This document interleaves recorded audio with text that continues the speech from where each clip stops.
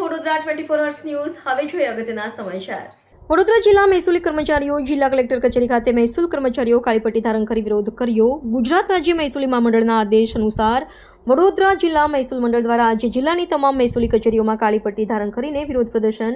મહેસૂલી વિભાગના કર્મચારીએ જણાવ્યું કે અમારી પડતર માંગણીઓ સ્વીકારી મહેસૂલ વિભાગમાં કામ અર્થે આવતા લોકોને હાલાકી ન પડે તેનું પણ આ કર્મચારીઓ ધ્યાન રાખશે। સિનિયોરિટી યાદી જિલ્લા ફેરબદલીની અરજીનો નિકાલ કાર્ટૂનથી ન્યાય મામલતદાર પ્રમોશન માંગણી સાથે કાળી પટ્ટી બાંધી વિરોધ નોંધાવ્યો। મહેસૂલી કર્મચારી મહામંડળના આદેશ મુજબ મહેસૂલી કર્મચારીઓ કાળી પટ્ટી ધારણ કરી પોતાની પડતર માંગણીઓ માટે સરકાર સમક્ષ પોતાનો વિરોધ પ્રગટ કરી રહ્યા છે।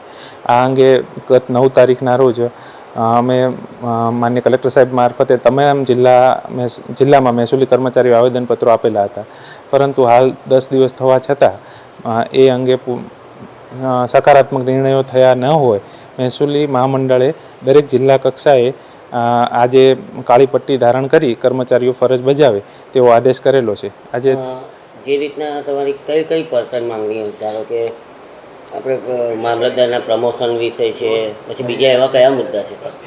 આજે મુખ્ય 4 માંગણીઓ મહેસૂલી મહામંડળે સરકાર સમક્ષ રજૂ કરી છે। એમાં નાયબ મામલતદારની સિનિયોરિટી યાદી જે લગભગ 8 વર્ષથી વધારે સમયથી બની નથી, એવી જ રીતે ક્લાર્કથી નાયબ મામલતદાર પ્રમોશન અને જિલ્લા ફેરબદલીઓની જે અરજીઓ વિભાગ કક્ષાએ પેન્ડિંગ છે એનો નિર્ણય કરવા માટે વિભાગમાં રજૂઆત કરવામાં આવેલ છે।